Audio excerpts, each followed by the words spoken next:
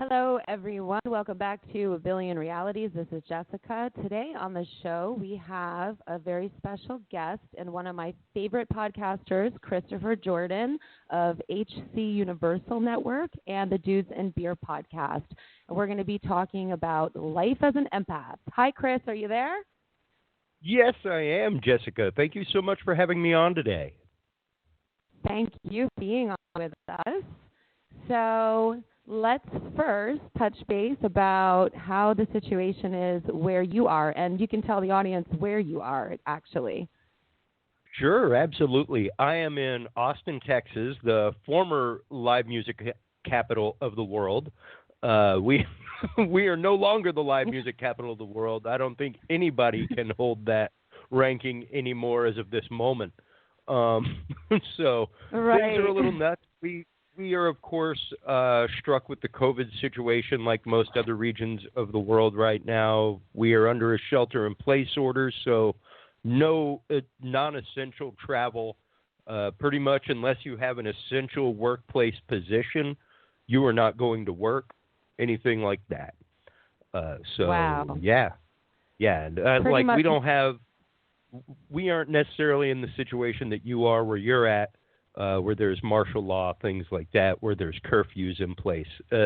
We're pretty far away from that right now from all reports. That's amazing. At least that's good. I feel like it's pretty well the same all over the U.S. But as far as like non-essential travel, sounds pretty much the same everywhere. Over there, anyway. Over here, it's different because obviously, they're taking the extra precautions, and I really think it's because people are typically outside so much over here. So I can understand it.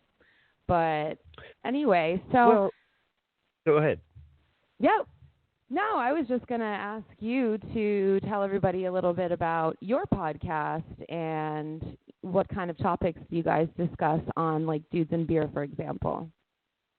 Sure, absolutely. I've got a couple of podcasts. Of course, Dudes and Beer is the one that you have been on a couple of times now, where we have conversations that are, on occasion, hard and awkward to have in society. Sometimes they're political. Sometimes they verge on controversial. Sometimes they verge on conspiratorial. Whether they be fringe news, paranormal phenomena going on, science. This last Tuesday, actually, a couple days ago, was our fourth COVID show that we've had. And we talked with Dr. John Hall for an hour and then ended up with 3.5 hours of phone calls. It ended up being a 4-hour-long show. But you were one of the people that rang in from your situation. We had guests from Japan, Canada, wow. all over the world, all over the country, kind of chiming in as to what their current situation is. A couple of healthcare professionals about new protocols, new ways to take care of your family. But yeah, we cover Excellent. a lot of the laws that are passed while you're asleep. A lot of the paradigms that maybe people out there don't necessarily want you to be following, such as like what we're going to be talking about today, being empathic and accepting that happens, and maybe there's a reason you feel the way you feel. Absolutely. So what has life as an empath been like for you? And were you always one? Did it start as a child? I was definitely always an empath, especially now that I know what that paradigm and that reality is. It's definitely a situation of it. It puts a lot of pieces together for my childhood. The way in which I reacted to situations in my childhood, things like that. It's definitely the fact of I have been this way my whole life. It's just been later in life that I've kind of learned to accept it and really utilize it. Right, and that's sometimes the biggest struggle, I think, with empaths. It's so difficult to navigate it, especially before the days where being an empath was an identifiable thing. It was more like a highly sensitive person, I think they were referring to it as back in the day. But it's got a little more, it's the message is out there about what an empath is, thanks to the internet. And I know some people who I feel like they were that way when they were young, and then they started blocking it out. But then there's other people who just always knew that they were that way, and they've learned how to deal with those types of extrasensory feelings and to use it to their advantage. So what kind of things would happen to you when you were younger, and how did you deal with it when you were overwhelmed with feelings? I can't say as I actively dealt with it, Jessica. I was just overwhelmed with feelings. I had no idea what was going on. I'm very happy for the fact that as my child grows, I can keep an eye out for that, keep an eye out for the tendencies for this, and at least arm him with the facts of this is how you deal with it. But there was nobody in my family that was like, I guess, keen enough to spot that trait and be like, oh,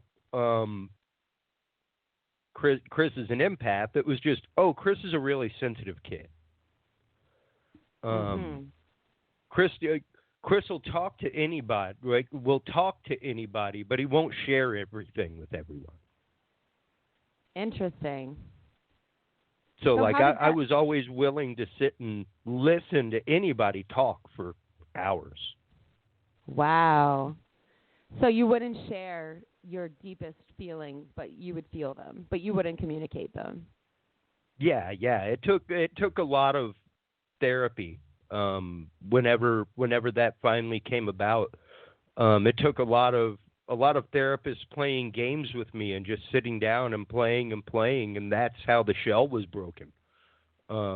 Because that was disarming for me. At least then my mind was occupied and my wall was down. But aside from that, everything was always waves of emotion. Full-on crests and trough of emotion. And moments where emotion was definitely more than overwhelming and not always from me. Interesting. So was that the reason why you ended up going to therapy? I ended up really going to therapy, I guess, in early elementary school. And I'm trying to remember exactly what the therapy sprang from. I know I was in physical therapy as a child once a week because I'd had spinal meningitis as a very, very young child.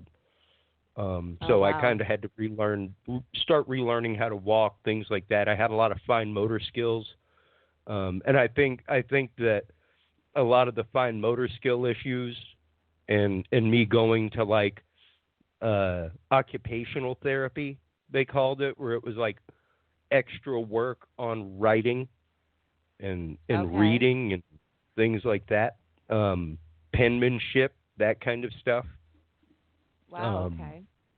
I think some of that led to teasing amongst the kids, and then of course I was a very skinny redheaded kid that was very tall, so that just led to teasing as well. And like I said, most of the time they aren't going to be like, Chris is empathic. No, Chris is sensitive. Yes, that's the, yeah. So to understand that in the psychological sense, from a school counselor, from a teacher's point of view, absolutely they would throw you with the counselor for an hour a week just to play some Othello or something, and figure this stuff out. Right. So, yeah. I can relate. I've been called overly sensitive and overly sensitive. Yeah, exactly. Yeah. And I definitely had some what would be now described as social anxiety issues. Okay. And a lot of that social anxiety is now traceable to the fact of my empathicness. Just being around other people in a crowd makes me just kind of wiggle inside. That's right. from Of course. from the vibrations, and it really is more of a wearing down for me from having to filter that energy and having to really. I think we spoke about this last time you were on Dudes and Beer. We did an episode about hypnosis, and we talked a lot about that and about the fact of coming to understand yourself, your body, and really starting to feel that. And once I got diagnosed with anxiety a few years ago, just before I got married, was when a lot of this really started, I guess, gear and cog fitting together for me, where it was like, oh, okay, all right, now I realize what is making that wheel over there turn when this happens, you know. Right. And it's the empathic part of me that has really brought a lot of that around and really allowed me and helped me to rapidly recognize at least the traits. The changing of these traits is a little bit different, but the recognition of them and when they pop up is almost immediate now. Right. I wonder, and you can definitely tell me what you think, what makes some of us more empathic than others? Are we just born that way? Is it just the way we're made up? Or did something happen to us that made us extra sensitive or empathic? You know, I really do feel that we all have the same capacity for empathy. Much like, you know, and of course there are some people where it's heightened, much like some people's capacity for math is heightened. You could stick two people of the exact same IQ in the exact same math classes with the exact same teachers, and 5 years later you're going to have two different students. Very true. You know, one of them is going to have a different aptitude. And of course, you're going to have some people that may not have the aptitude or the IQ for that at all, but have the emotional IQ off the charts. Definitely. That's very true. But then I think about, for example, a sociopath, right? And I believe that they're born that way, and they lack empathy completely. So, well, I think a lot. Okay. Yeah, I think it's more the fact of that empathetic part of them has been nulled. It's been nullified through experience. I can't say, and that's simply because just going to the whole nature nurture thing, we all start as a blank slate. If you go up to a week-old baby, not a single one of them is going to hate or have a look of hate when they look you in the eye. You know, right. That's something that is taught. That's definitely something those are traits that are learned as we go through life because of walls, experiences, things like that. So I can't say anybody would be necessarily born without or born with a lack of empathy, but you can definitely rip that empathy from somebody rapidly. Well, that's known with narcissism. You know, narcissists are not born that way. Something traumatic happens to them, and that part of their brain shuts down, whether it be abuse or neglect or abandonment, anything like that, any emotional trauma, really. A narcissist usually has a point, at some point in their childhood, actually, where they just had, too much trauma, and the brain just shuts down the empathy part. So I know I don't know if it's psychopaths or sociopaths, but one of them, they say that their brains are actually different. Like that part of their brain just doesn't work. But I always questioned it, just like you said. I was like, really? Yeah. Because like you said, with a baby, like, yeah, they don't have any hate in them. Now, granted, we are biochemical machines, Jessica. You know this through your work with opioid addiction, things like that. There are a lot of biological driving factors chemically in our brain that change rapidly. And most of the time you start seeing these tendencies, at least psychologically, serial killer wise, sociopathically, um, in the late single digits, early teens. It's normally up around the 7 to 14-year-old range where the tendencies start popping up, where there's continued cruelty to animals. It's normally animals that can't fight back, kittens, things like that. And that's kind of where you can see that switch start turning on. And that really is something that, like, chemically could just happen, with or without any outside stimuli, you know. Right. That could be a biological or chemical tick that just goes on in your brain. And no fault of your own, no fault of your parents, an aunt, an uncle, a brother, sister, or even the dog next door. You know? Yes. Yep. And, very true. And that's what's really amazing, I think, is that our bodies are naturally this way. And we have some choices along the way, you know. Even that person, given the right diagnosis, given the right jump on it, can get medications, they can get help, they can get therapy, they can get talk therapy, all that kind of stuff to kind of peel that onion apart and get past the tears of it to the parts that are useful, you know. Yes. Yeah, for me it's the fact of we all start as a blank slate, and along the way we write things down and we erase them, and the slate doesn't always stay clean, you know. That's true. There's always that little bit of remnant on the slate, and sometimes it makes that part of the slate not be able to work, you know. Unfortunately. Yeah.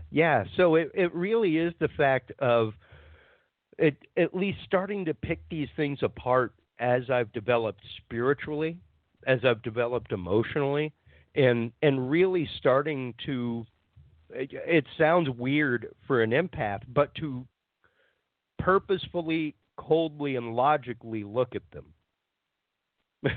Right. Because I have to. If I don't just coldly, logically look at them and peel them off like a Band-Aid, I'm going to get caught in my empathetic circle. Yes. And that's the unfortunate thing, is that my empathetic circle in life led me into a world of addiction. That's actually that was my next question. So what are some of the unhealthy ways before you were evolved spiritually or emotionally? What were some of the unhealthy ways that you dealt with being so empathetic? Well, I guess the main thing that was unhealthy for me was to try and fix those that I felt a problem with. That was my big part. We as empaths feel a big need to kind of help change the vibration around us. Definitely. And when we feel that perturbance, we want to just kind of kick those frequencies in so that they're on the same tuning as us, you know. Yep. But at the same time, we have to realize that, like, that white light that we're seeing is a combination of all those frequencies, you know. We need to let those people vibrate the way they vibrate. We can't change their vibration for them. We can expose them to the vibration, and then from there, it's their decision. Let it go, man. That's right. And I would get caught up when people wouldn't change to the vibration, when people wouldn't click to the idea. I got hurt, like emotionally, spiritual, because they were people that I loved and respected, and they just wouldn't. It's like a half step to the left, man. It's not that hard to do it. What's wrong with you? Right. was my mentality, and then I would get hurt, and then I would get emotionally hurt, and then I would get caught in a circular loop of thought of why didn't they? I just don't understand. I just don't get it. What am I doing wrong? How am I failing this mission? Yeah, and that and I then feel it just became I'm a failure. Right. And I think that that happens, and also as an empath, we want to help people, and Yeah. if they're not like us, they accept the help, but after a while, they accept the help without doing the work on themselves, right? And that's Yeah. when it becomes super draining and frustrating Mhm. because you feel like a person's just taking a lot of your energy and your empathy and your kindness, all of that, but they won't actually, a lot of the time, not everybody, of course, certain people, Yeah. they won't do the inner work to actually change what it is that they need to change to be happier. So instead, you Yeah. just become a bit of a punching bag or the constant Mm. crying shoulder, the shoulder, Yeah. and it does become frustrating. Yeah. They literally become the pinhole leak in your white light bubble, you know. Yes. Um where it's like it's not like your bubble's like deflated and falling around you, but there's definitely a leak somewhere and it's not as full as it once was. What's going on? Yes. And yeah, it becomes this regular depletion. And what's sad is that like those are your friends. Those are your family. These are people that you're Sometimes. supposed to love and pray for regularly. And folks, I'm not trying to get religious here, believe me, but spiritually pray for them, hoping that they find their path, whatever that path may be. Um, and when you see them going down this road and you've literally like thrown up roadblocks and like tire spikes and flares and there's like 28 police officers that you've paid double time to direct them away from it and they're like, excuse me, I need to get through, please. Yes. You're like, what dude? Yeah. It's true. And it destroys you. And like I said, it eventually just becomes the fact of I am a failure. Is what your brain is telling you. And you get into that horrible modality of thought that is Right. literally m- misery is irregular, and that Absolutely. you live with a certain amount of misery, and that you're okay with that. And no, you shouldn't be okay with that. Nobody should be okay with that. Yeah. And also, And some people choose to stay stuck in that lower vibrational, constantly negative, yeah, and then empaths are like, no, come over here. It's so much lighter and nicer and happy. Like you can yeah, change your vibration at any time, but they some people just refuse and they want to stay in that negative lower vibrational state, and that's when it becomes super draining for an empath because yeah, it's frustrating. Like you could choose this, but you're still over there. precisely, and it really does go to the point of fact of choice, Yes. Jessica. Like we have the choice, and I know we spoke about this last time we spoke. I've recently, with my anxiety, gotten to the point of really tracing things back to trigger and just trying to find out what it is that I care so much about that it would give me an anxiety attack. Yeah, the trigger, knowing the triggers is just so important because Yeah. otherwise you're just going about your day and you're getting triggered without realizing what's triggering you, and all the feelings are coming up. So how did you start identifying what they were? Just as soon as you would get the anxiety, would you question every detail? Yeah. But not so much every detail because that normally led me down that dog chasing its tail, just circling around the drain, Mm. because I'd start looking at details and looking at details of details and breaking things down, and like it gets fractal eventually, and I literally I get stymied. My brain just halts. And it Wow. really is that point of fight, flight, or freeze, and my brain and body just freezes to a point of inactivity. This is what caused me in college to not go to classes. This is what caused me later in life, when I was going through depression, to just not go to work. You know, stuff like this that. is so common, and Yeah, Andrew, absolutely. who I had on the show, the guy I had on the show last night, Andrew, he said the same thing about going to classes. His social anxiety was just so extreme.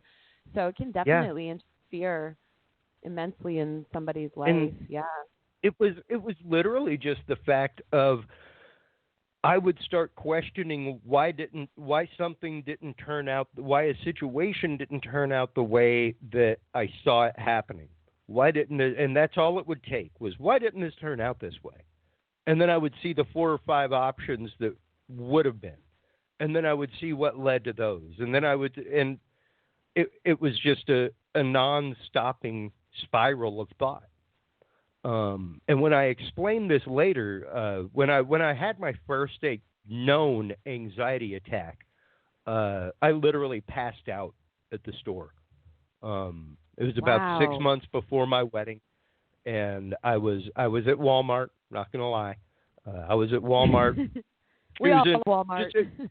Hey, I was just picking out some cans of tomato sauce, man. Did I want one with Walmart. basil in it? Did I want Cajun tomatoes? And like, I saw the footage. I woke up in the manager's office with a stranger and 2 EMTs. Wow. And the stranger was like, "You dropped like a sack of potatoes." He's like, "It was the damnedest thing I've ever seen." And I explained it to people like God just hit my reset button, like you used to on an old computer where it was like, well, it's locked up, bam, hard reset, Wow, right. And I woke up, I didn't taste pennies, I could remember why I was at the store, I remembered all kinds of things. I was like, I'm not going to the emergency room, but I will definitely go to the doctor tomorrow.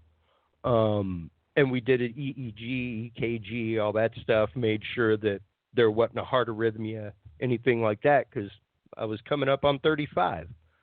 And then I started explaining symptoms to my doctor. I started explaining the fact that sometimes, even like right now, Jessica, I'm sitting in a studio that is about 70 degrees. It's not an uncomfortable studio, but I'm sitting here and I'm sweating just because of a resident amount of anxiety inside of me. I was like, I'll sit and just watch TV and break into a sweat, and I have no idea why. And then I started explaining to her some of the things that happen at work and stuff like that, and she's like, "Oh, you have anxiety issues." So she started giving prescription, and I went to talk therapy once a week. And my therapist, Joe, was the one who really started breaking this down for me. And I explained to him that when I sobered myself up, when I stopped using hard drugs, fixed my life, things like that, that I kind of had to come to this point of emotional Band-Aid, Right. And on occasion just be like, "Sorry, man. Like, I'd love to be there for you, but I just can't give you that energy." And he's like, "Wow, that for someone who feels as responsible as you, that must be really, really hard for you." That's amazing. And it is hard. It's really, really hard, to put that hard line on something and say, "Stop, I cannot allow this." Much like any therapist that would be like, "Okay, it's 8:30 p.m. on Tuesday again. You cannot call me at home." You're right. Believe me, I've had to do this. I've literally had to do this. It really is setting personal boundaries, setting your own boundaries, only allowing your own mind to stray so far down the path. And Joe was the one that was like, "Okay, so listen. Situations are going to happen to you in life, Chris. And there's going to be probably about 95% of them that the only thing you can control is your active reaction to them. That's it. That's very You aren't true. in control of the situation. You aren't in control of how you got there. All you can do is control how you react." Yep, he was like, if you're driving down the road and you see a train going across the track, what do? I stop and I wait for the train. It's like, you don't try to keep driving. No. Why not? Well, because you'd hit the train. Okay. So imagine these situations as a train, Chris. They're in motion. You can't stop them. You've just run across their path, incidentally, because of the path you chose. Nothing more. You are not responsible for these things. You can't let yourself see yourself as responsible for these things. What you have to do is actively see the situation occurring around you, accept that it is occurring, and just wait for it to pass. That's it. Amazing. That's great. And I was like, wow. He was like, the important thing is to realize the situation and that it will pass. Wow, that's good advice. And that really was the grounding root part that got me moving and got me to where I really started tearing into myself and the way I view the world and the way that I view things, and I'll even emotionally communicate with my wife. Yes, an American man just said that word, emotionally communicate. Yes. And I'll explain to her, listen, I know it seems like I was angry earlier. Really what was happening was I was scared. And what you saw was an outward manifestation of my fear. That's incredible. Wow. And to be able to trace that back and to say it and leave it. I don't have to dwell on it now. I don't have to dwell on it. I don't have to keep it inside. Like, it sounds like such a 1978 Dr. Spock thing to say, to be like, wow, it's really hard to move carrying all that baggage, isn't it? Why don't you leave a bag behind? You know? But like, yeah. You know, like, you choose whether or not you need to bring that bag. You choose it. You choose it in the morning when you wake up, quite literally. And so much of it comes down to our complicit choice, Jessica. And also, how soothing is that for the relationship, that when you get angry and then you can identify it as fear and communicate that, you know, that's just, I think, so unbelievable for the person who, you know, when we're angry, we usually internalize that. So sometimes a person's angry with somebody and they you know, act out a certain way, and it's offensive to the other person because it's, you know, anger can look scary or feel a bit scary, you know, different levels, of course. But if you can say, well, that was actually fear, or I was scared, then the person can be like, oh, I'm so sorry you're feeling that way. It's just such a soothing situation instead of just leaving it on the angry note and expecting the person to just move past it. Now, granted, believe me, folks, this is going to require somebody on the other end of the conversation willing to emotionally communicate as well. Yes, they've got to be receptive. But the important, what you're trying to remember here is whether they're receptive or not, you're trying to just leave the baggage. So you've now left the bag with them. Feel bad about it if you want. Bag's yours now, man. Like, not mine. I came to you and told you what my problem was and why I reacted that way and why this situation happened. You can take that, you can leave it. It's up to you, but there's the bag. I'm going to see you later. The bag of truth. The bag of your truth. Yeah. Absolutely. Yeah. And when you learn to, I guess, just be honest with yourself, you know, and it really is that. It's just being honest with yourself, realizing that, like, nope, that is against my character. That is not what I would want to do or what I would do, so I won't do it. Right. So how would you say being an empath possibly triggered your addiction issues?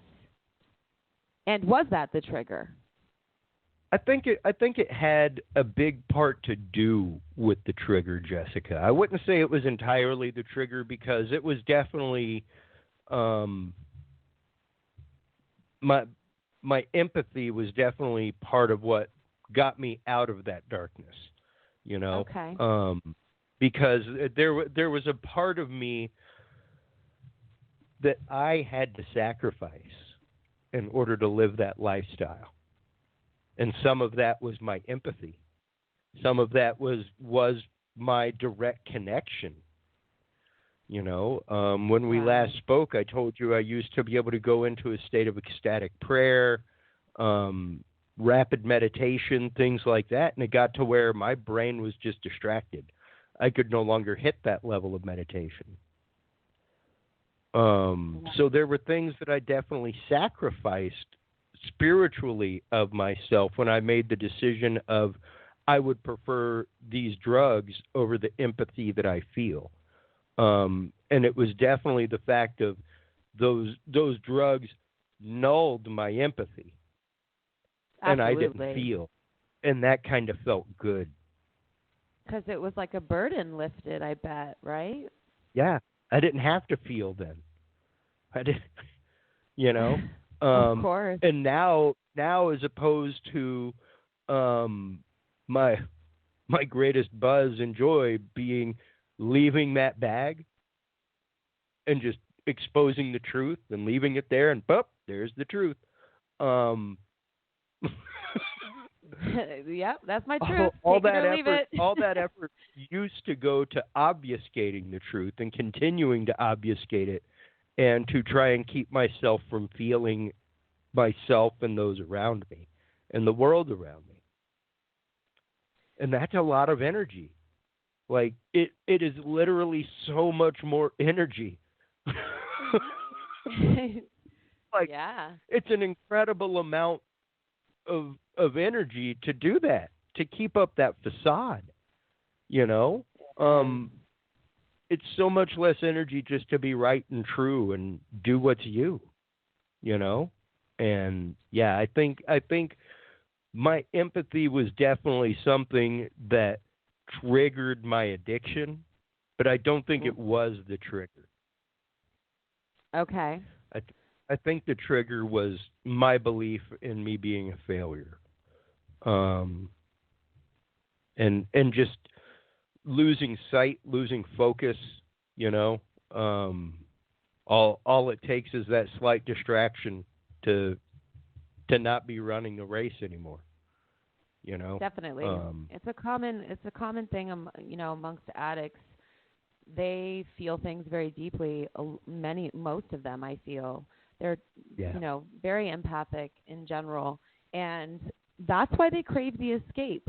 But I do see the commonalities as well with, feeling like you're a failure, self-worth. You feel like you don't deserve to have a better life or to live a better life. And it's like you said, it's so easy to fall down the trap of escaping. It feels so much easier at first. yeah. At first. So how long did it take you to get through the addiction stuff? 7 years. Oh wow, okay. Yeah, we didn't talk about this in a lot of detail before. So No, no, so not really. 7. Yeah, it So was. Uh, yeah, right up around 7 years. you feel that your empathy also helped you get out of the addiction as well. So that's interesting. I would love to hear about that. Yeah. Well, there was a part of me that I was a puzzle missing a piece, Jessica. Um, the piece is still there and it fits now, but like the corners are a little lifted up. Like you can see the layers of the puzzle piece now, all that stuff. The puzzle ain't as pretty and picturesque as it once was, but at least the piece is back. It's in there. But it was literally that situation. Like I I felt myself not being me. Mhm. The only way I can describe it. And I had moved to Maine to fix myself, to get past a lot of things, to move on. I started my business up there, everything else, and that was a huge undertaking for me. That was a big shedding of a skin, so to say, and rebirth of a person, and a focused person that had something now that was theirs. I wasn't like I was literally one of those people that was miserable whenever I worked a job. I would work them. I had them, but I was miserable because I wasn't doing what I was supposed to be doing. And I work twice as much now, twice as hard, but I love every minute of it because I do what I love to do. Yeah, you're passionate. I don't have a boss. I wake up in the morning and it's my own motivation that pays my rent. You know, and it's rough, but it sure is fun, and it's an adventure in and of itself. So it was the fact of I was missing something. I was missing my connection with my divine, and I felt like I had betrayed that. And despite any teaching I gave other people for years or had from spiritual directors, I did not see myself as worthy of return to that, which is wrong, utterly wrong. Wow. And it took a long time for me to realize that. It took a long time for me to realize that, no, the reason why things were happening the way in my life that they were happening was because I was allowing them to happen that way. I was, nobody else. That's the most empowering thing that we can do, is realize that, like we were just saying before, it does come down to a choice, and we do have the power to change it. And it's not easy. I've been there too, and I know a lot of people who've also, been down a path of addiction or recovering from trauma or abuse or addiction, Sure. any of them, any type of even like PTSD.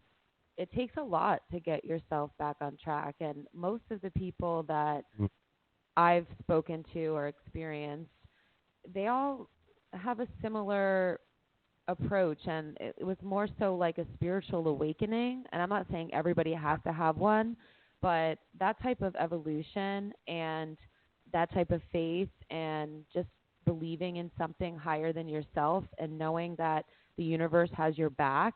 If you choose something, it's going to support you, Yeah. And I feel like that's been a common thread. And once you start seeing that, it gets really exciting because you're like, I can change this. I think a lot of people, though, really get confused between the want and the need, or the wish and the desire. I think a lot of people don't necessarily make a decision so much as they wish it would be that way. Which is kind of harsh, I guess. Kind of. Well, it's your truth. I feel for you, but it's also one of those moments where, like, if I got caught up in the fact that 80% of the world doesn't get this, good God, I'd be using again. Like it really is the fact of when you choose it, you have to choose it. You have to commit to that. That means you have to make time for it, people.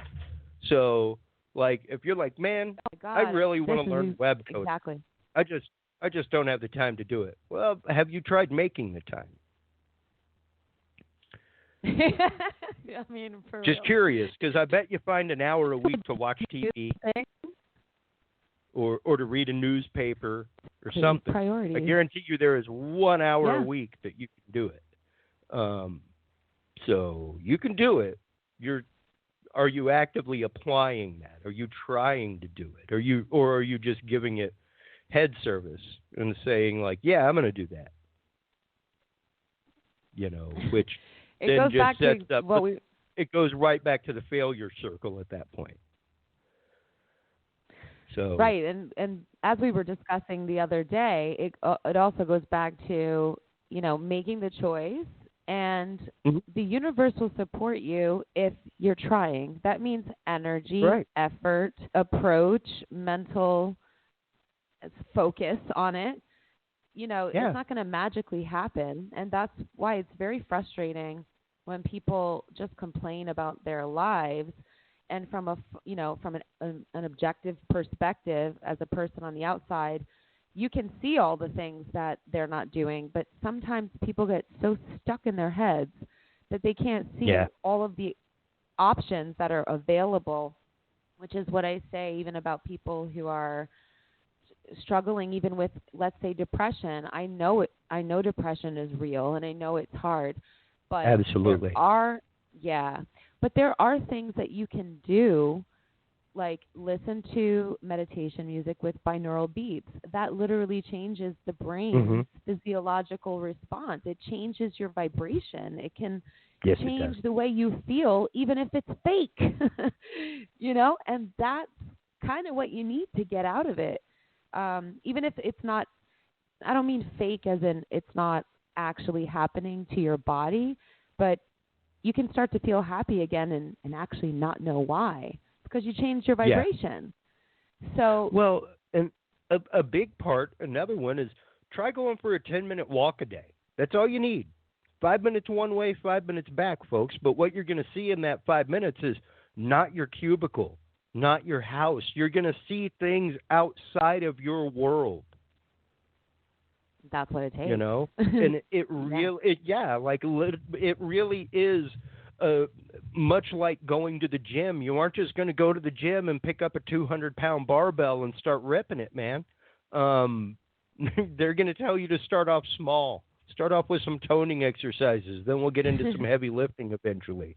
And it's the same way. You really do have to consider this a muscle that you work and that you work regularly, and it's going to be rough. Like, this change is not easy. It's going to be hard. No. It's going to be hard. It is, but it's better than the rock bottom that a lot of people reach. Yeah. And they have to get to a point where they say, like, I really don't want to feel like this anymore. I hate how I feel. I hate my life. A lot of people they get to that point, and you got to do something to change it. And like you said, it takes practice. It takes every day making the effort, but you have to be committed to feeling better. And there are tools that are accessible to everybody for free. I'm not saying some people don't need serious therapy, because I'm a big believer in that as well, obviously. But there's things like hypnosis and neurolinguistic programming. There's meditation. Yeah. And guess what? It's all online. And you can find it for free. So, speaking of grounding, let's talk about crystals, because I know that you just got a new crystal that you're really excited about. Okay. Oh, I love my new crystal. He's right here on my desk with me. Perfect. Just got a sweet Tibetan cluster that's smoky Tibetan citrine. It's absolutely gorgeous. It's great, but my whole desk here is strewn about with crystal friends. Beautiful. And I'm a big believer. Many years ago, I was introduced to a book that I believe it was my brother that gave it to me, called Postmodern Magic. And it really goes more than ritualistic magic. It goes into the concept of magic, and it goes into the concept of manifestation. Amazing. And intentionality, which is a lot of what we're talking about. I almost interrupted you whenever you said nothing's going to change in a magical way. I was going to say, oh yeah, it will. The change will be magical. It's just magic takes intent. Exactly. Prayer takes intent. Businesses, projects take intent, which means you are focusing something on it. Attention, energy, money, all of it, and it really is the fact of we're crystals. We have to learn to ground ourselves, because we're basically filtering energy all the time. We have a great grounding conditioner in us called salt. It's fantastic. It really is one of the few earth grounding materials. You use it a lot in the cleansing of crystals, that kind of stuff. But to me, having the crystals around is a concept of change. It's an idea of fixing an idea with myself. Amazing. So changing your vibration. Yeah, exactly. I have different crystals that I have programmed with different intent. So that's literally as simple as sitting and holding it in my right hand in a calm, cool space away from everyone else and thinking about what I want to feel and think about when I hold that crystal. Now, this is no different. It sounds hippy-dippy, folks, but it is no different than any therapy session. Right. With a good therapist. It's no different than any hypnotherapy session with any good hypnotherapist like your host here. Exactly. You're right. Or any meditation. It's now. Yeah, exactly. Yeah. It's the fact of when, and that book taught me the concept of using a hand gesture. Mm-hmm. Just it was my grounding symbol. Whenever I got into a situation socially, anything like that I couldn't handle, for me it was as easy as putting my ring finger to the tip of my thumb, just like you were meditating. So I could be sitting at the bar or whatever and having a conversation. If I started feeling anxiety, I could put my finger like that. And as long as I was focusing on my finger, I'm grounded. Did you know that's an NLP technique? Literally. Yeah. I mean, that's also, that's what that's like one of the main things used in NLP. It's called anchoring, actually. So you create a physical anchor that you associate with an emotion. So that's amazing. Wow. Yeah. Same exact process. And that's what's interesting is that all this stuff that like ancient cultures used to do and everything else, our modern medicine now has come about and said, yep, yeah, actually works. Yes. Also, I talk about this in the book that I'm writing now, and in general I do talk about it as well. Like you were saying, it's intention, because we are manifesting and creating all day long with all of these random thoughts that cross our mind because we're human and we can't help it.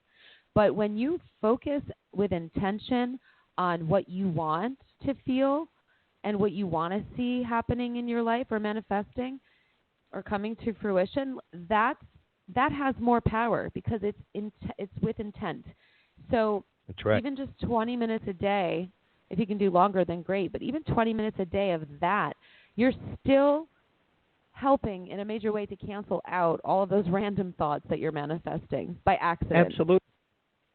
Absolutely. And when you're talking about those random thoughts, probably a good 2/3 of those random thoughts are the negative voice in your head. The ones that, don't do that. That's stupid.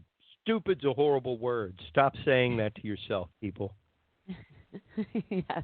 Stop saying negative words to yourself. Stop. Because you're not going to be able to stop saying them to other people until you find them repulsive to yourself. Very true. Negative self-talk is one of the worst things people can do to themselves. It's so It'll keep you from all of it. Yeah. It'll keep you from all of it. I was capable of all this stuff for a decade before I did it. And that's probably the only negative thought that I ever let enter my head is, man, imagine if drugged out Chris could meet me right now and, just be like, wow, I need to straighten up because I could be that. You know? Like, right. It's amazing. Dang you, time paradoxes.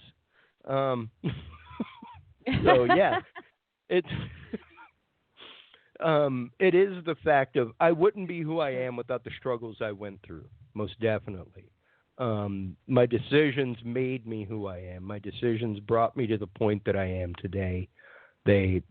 it was a rough road. It was a hard road, but I think it was a road that at least partially I had to go down. Definitely a lot of the horrible things that happened in my life I did not have to go through.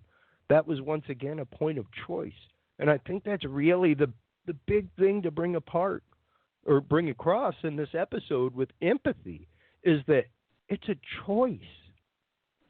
We feel by choice, Jessica. Like we choose immediately if somebody comes up to us with a problem, whether we're going to listen right now. That's an immediate knee-jerk reaction. Like you don't even have to think about it. That comes as fast as breathing. Mm-hmm. So we really do as a society. One of the horrible things that I brought up with my wife about this COVID epidemic right now was like, wow, you know what? I was like, the horrible truth is the fact that it may not spread as fast here in America as it did in Eastern Europe, Italy, China, things like that. Not only because of our elderly population, but sociologically, we don't care about our elderly population. We lock them away in old folks' homes and don't go see them. I know. That's so sad. You know? And it's like, that's like, oh my God, that may be one of the only things that saves these old people is the fact that nobody goes to visit them anyway. And that's horrible.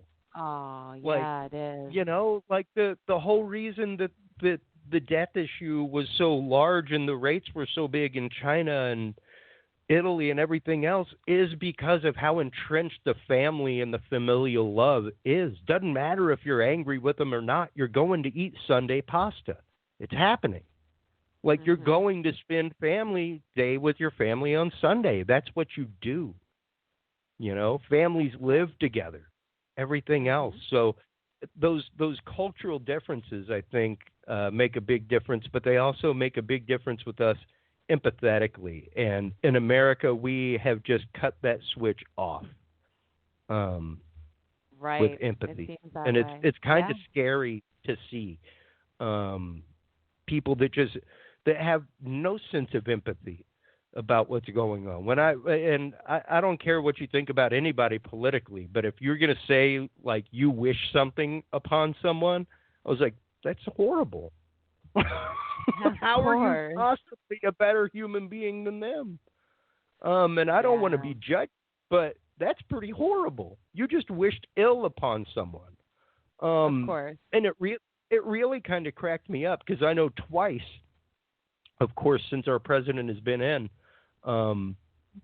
I've seen articles about covens that have tried putting hexes on them and things like that, and I'm like, you realize that like you putting this horrible intentionality out may actively be what's causing this problem.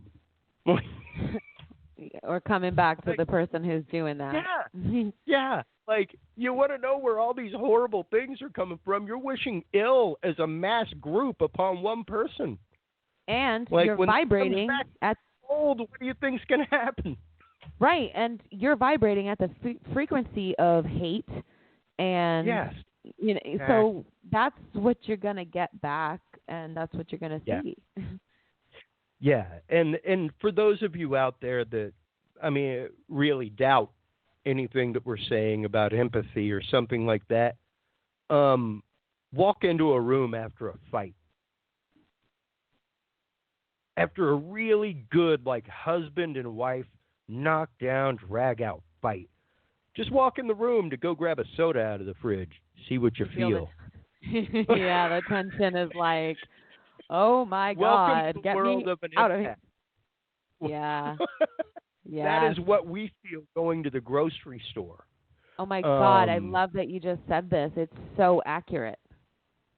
So accurate. Like, that's how heightened it is for us. And unfortunately, the fact is, Jessica, when we get mad, it's heightened as well. Like, it's a horrible fact, but empaths have some of the worst rage issues out there. Yes. Because unfortunately, as hard as it is for us to filter coming in, it's even harder to filter it coming out.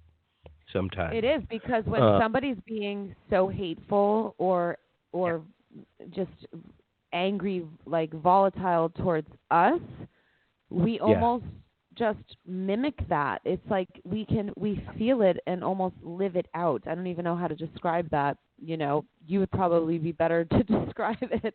Well, but it really is it's a mirroring activity. That's right.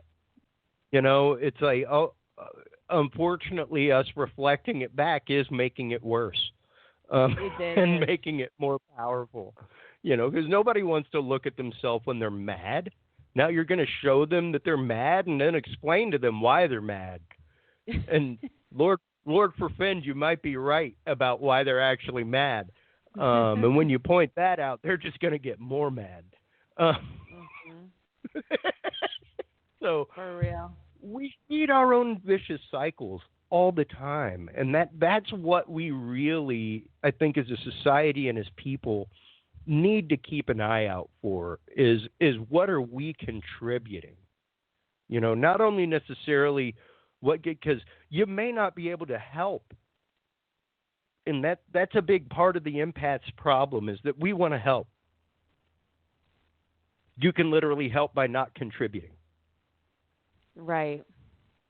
What would be the worst thing that you could contribute to this situation? Don't do it. Let me ask you this. You know, have you... Sorry, go ahead. I didn't mean to interrupt you.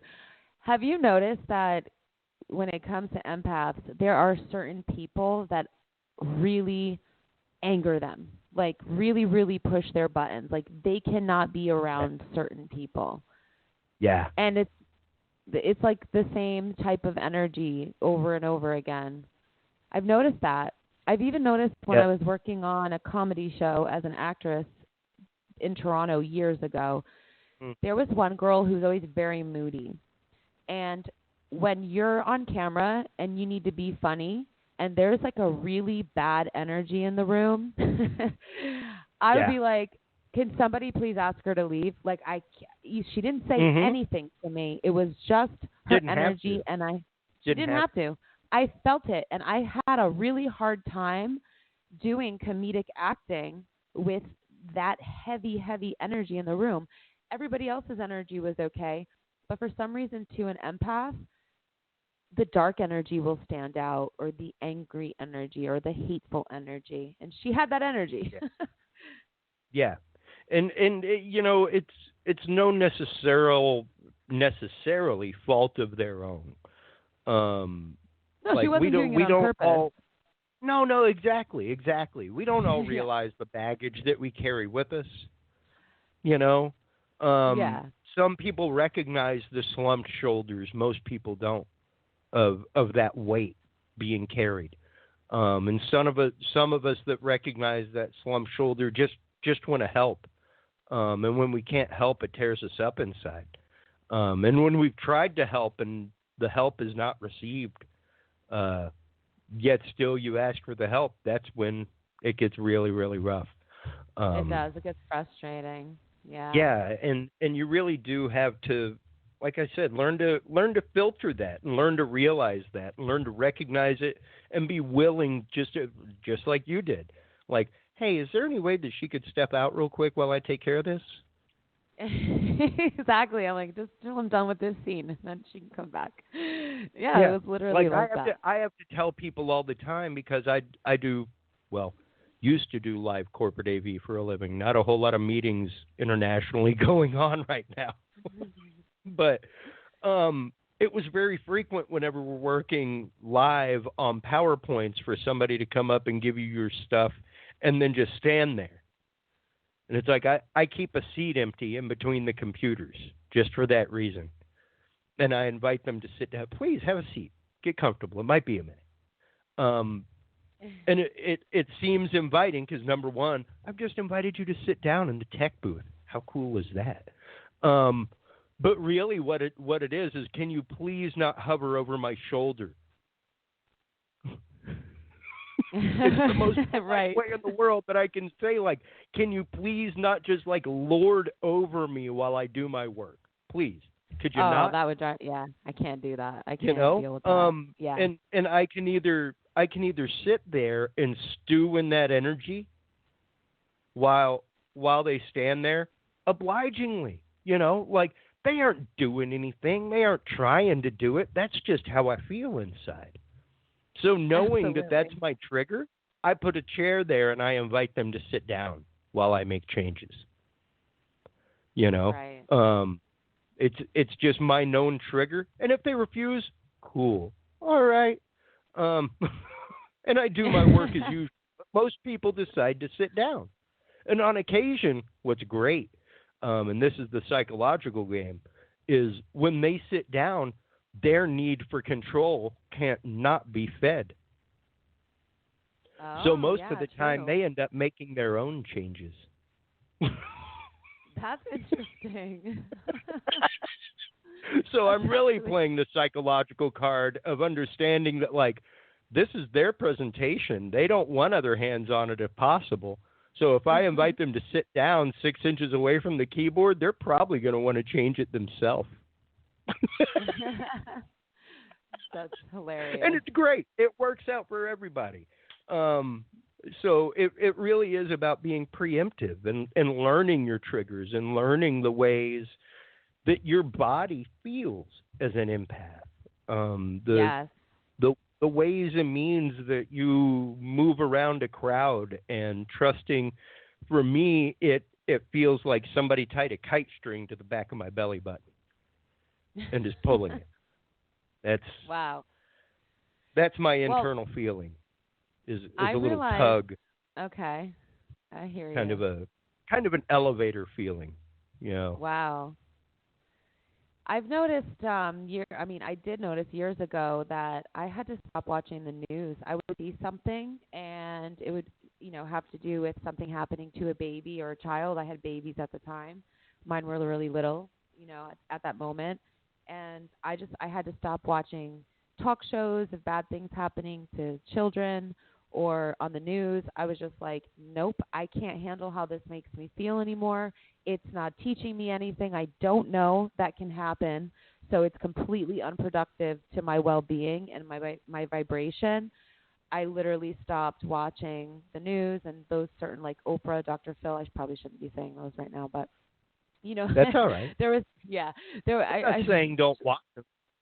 Yeah, for me it was too intensely emotional, and I realized it was a massive trigger for me, to the point where there's certain things that I saw in the news that I would be emotional about every time I thought it, every time it crossed my mind for weeks, sometimes sometimes like months.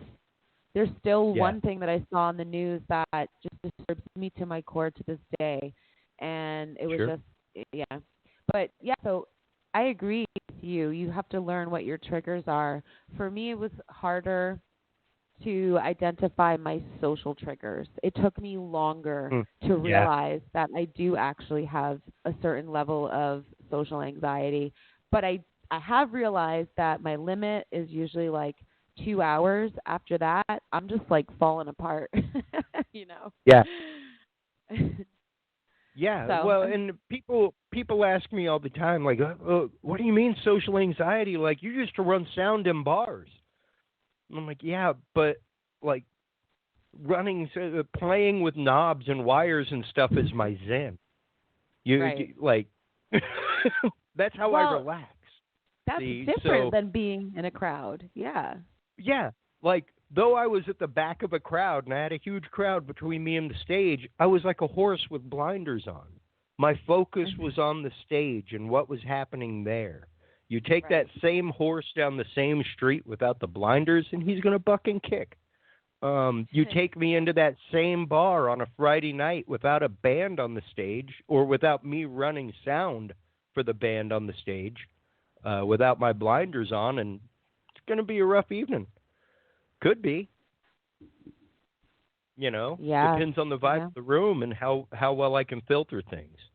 So, it took me a long time to realize that social trigger, and the fact that it was really a Pavlovian response of, oh no, every time I was happy in the club, I was running sound. I was working. That's why I wasn't having anxiety attacks. I was working. You were focused on something. Yeah. Yeah. I was focused on something else in a mantric way, where it's something that I do, because we got into that in the conversation that we had, the concept of the subliminal and subconscious is so lost on most people.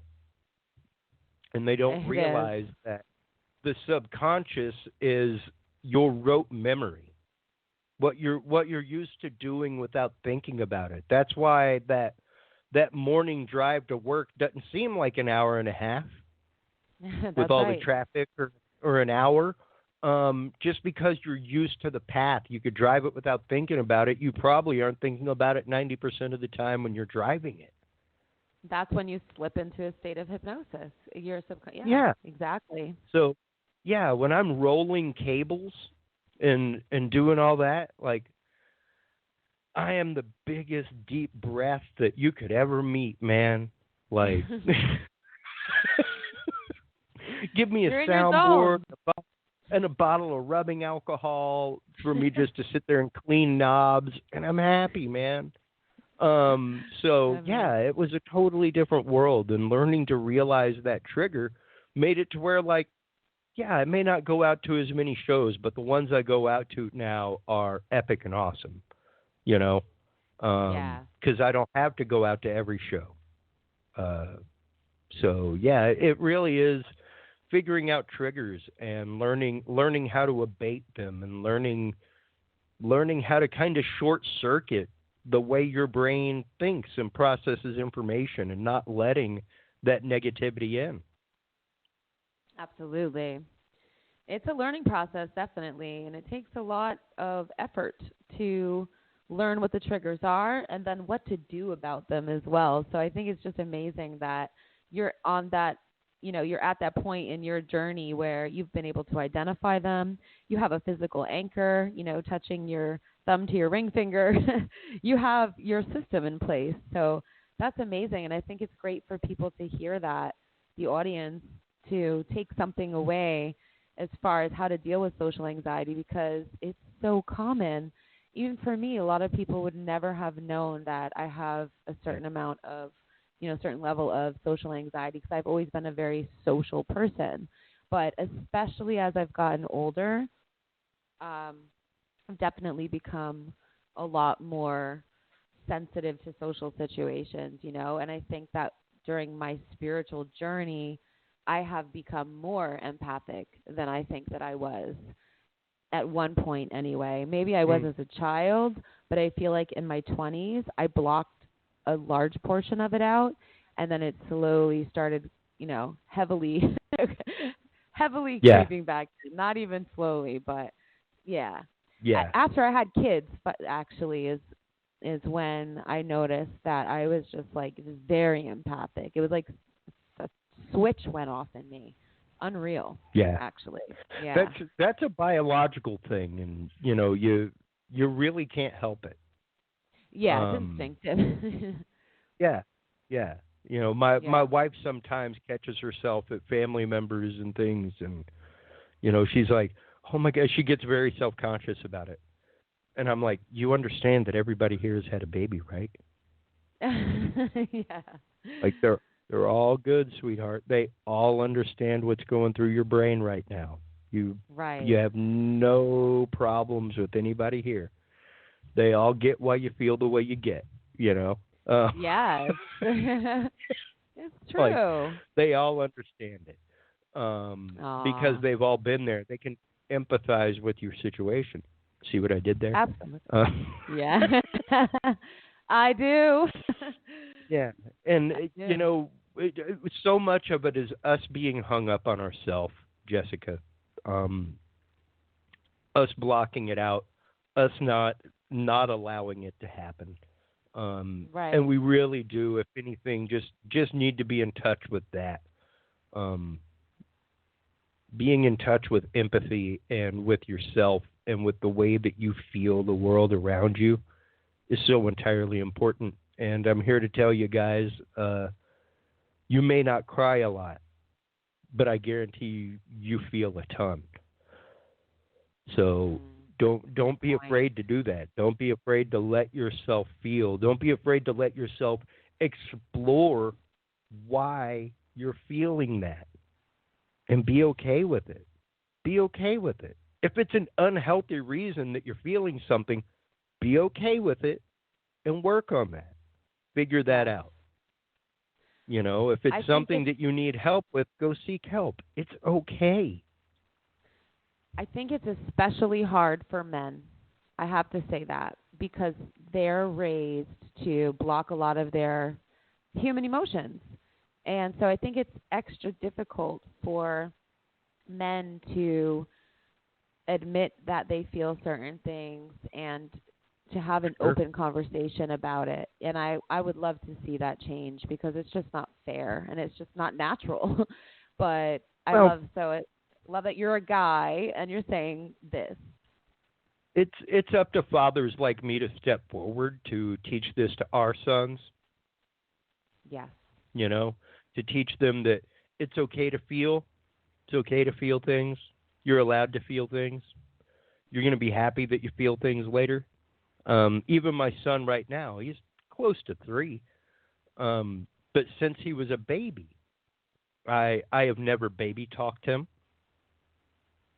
Wow. There has rarely been no gets used, but it's when there's like a harsh situation, you know, like he's getting close to a light socket, something like he's reaching for the knife drawer. Aside from that, it's not yet, son. And then I explained to him why not yet. Amazing. I love that. You'll be able to do that. You know, like he loves my tool. He loves my equipment. So I gave him a rack of his own equipment. And he knows he can come over here. He can look at my equipment, but he can't touch it. But he can touch every one of those over here. And on occasion, he gets upset that he can't touch one of mine, especially whenever he sees a new one in my rack. And he's like, oh, look at that one. It hadn't been there before. And I'm like, you can't touch it. And he gets upset. And I take him over to his rack. And I show him, look at all these things that you get to play with. Those are all yes. That is a not right now. This is all yes. That's amazing. So you don't have to be upset. There are a lot of things that are yes for you. Yeah. There are options. There's other things that are good. So what can we do to meet in the middle here? And not dismissing his feelings, but rather encouraging him to feel them, letting him understand where they're coming from, especially when it comes to nap time. My wife is always curious, like, how do you get him to just go to bed? Because she leaves the room, and understandably so. You know, she's a mom. She's reading him stories, everything else. And Dad goes in, and we listen to a piece of music, and we talk about the music. And then I explain to him why he has to go to bed right now. Like, I understand. You want to be outside with us. That's okay. But we aren't going to have some crazy party when you go to bed. We aren't leaving the house. There's going to be no adventure. Here in about an hour or two, we will be asleep as well. But right now, you're a growing boy. Your brain needs to grow, and your body needs to heal. And that only happens when you sleep. That's incredible. And then I walk out, and he may cry for a minute or two, and then he's quiet. And she's like, how do you do that? And I'm like, I just talked to him. And I literally just explained the situation to him. There's no real magic trick that's going on. You know, I didn't slip him a magical sleeping serum or something in his cup. It's literally just talking to him and talking his way through emotions. You know, like right now you don't know how to feel. You're so tired that you don't even know how to feel. You don't know whether you're happy and laughing or whether you're sad and crying. And that's all right. So we get that way too. Even as grown people, Jessica, we get that way. And sometimes we don't know whether we're supposed to be laughing or crying. Absolutely. and that's okay. Very, very true. I love your approach with your son. That's so amazing.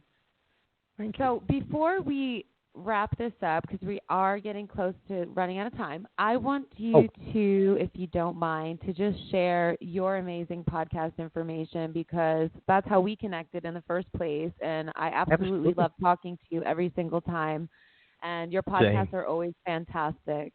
So let's hear about all of the different things that you have going on. Well, if there's anyone out there that is a AV nerd like me, electronics engineer, that kind of stuff, I have the Talking Sound podcast for those of us passionate about that field. Everything from rock and roll musicians to electronics designers, people who engineer music, video, film, all kinds of stuff. Literally stories from the AV trade. So stop on by and check that out, talkingsoundshow.com. Dudes and Beer is the podcast that we've been talking about that has the uncomfortable conversations this society doesn't like to have, because America was founded in a bar by a bunch of men who were not afraid to talk about things that people were uncomfortable to talk about. So we need to be comfortable and be ready to have a hard conversation again with each other. Open-minded, open-hearted conversations. That's what's necessary. So that's dudesandbeer.com. Both of those are available on my podcast network that I founded with my wife, HC Universal Network. And in addition to that, my wife and I have also started the amazing Podcast Cadet Academy. So if you're someone who likes podcasting, is into podcasts, you have a podcast that you're trying to get to the next level, or one that you're trying to start for your friends, family, business, church, school, whatever, that is exactly what we're there for. We provide one-on-one consultation with professionals in the industry, everything from branding and technical work and editing to graphics and website work and distribution, monetization, all of it. You can find all that at podcastcadet.com. And just for your audience, Jessica, I have made the code Reality20. So anybody who goes and uses podcastcadet.com can use the code Reality20, and they will get 20% off their purchase. Excellent. Thank you so much for that. And thank you for being Absolutely. on the show. Amazing talking to you as always. Always an, phenomenal conversation about topics that we both love, and hopefully our audience enjoyed them as well. So thanks for being on. Thank you. Hopefully we will do another show at some point soon, and our podcast is coming out about the hypnosis, I think, soon as well, right? Tuesday. Comes out Tuesday. Yeah. Awesome. I think that because my audience is obviously very similar, especially because it involves hypnosis. So I think they'll enjoy that too. So I'll be posting that, guys, and you'll see that. So thanks, Christopher, for joining us, and we'll talk to you soon. Absolutely. Thank you so much for having me, and take care of yourself. You too. Thanks. Bye, guys. See you in the next episode. Thank you for joining us today on A Billion Realities.